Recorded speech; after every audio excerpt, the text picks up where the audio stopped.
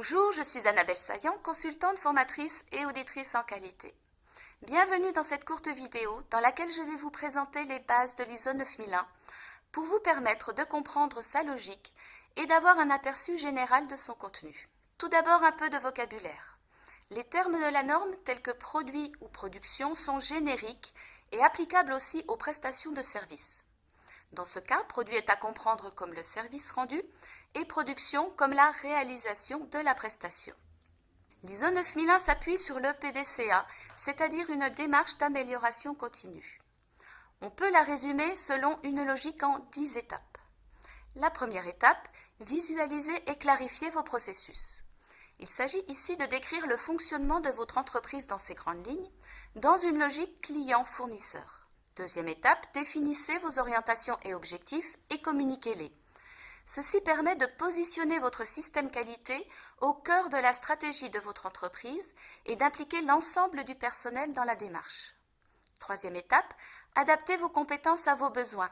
Vous devez identifier les compétences nécessaires pour vos activités et les obtenir si besoin, par les moyens que vous jugez les plus appropriés, formation, recrutement, coaching, etc.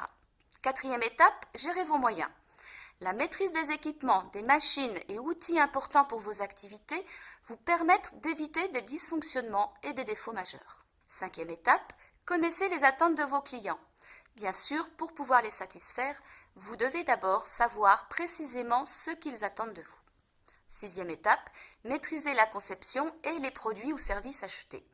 Pour pouvoir réaliser vos produits ou vos prestations dans les meilleures conditions, il est nécessaire, si vous êtes concepteur, de les avoir correctement définis.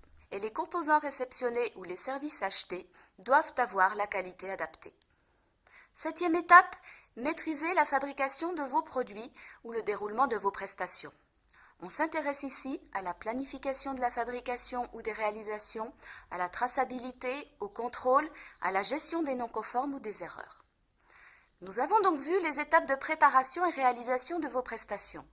Pour fermer la boucle de l'amélioration, il nous reste 3 étapes.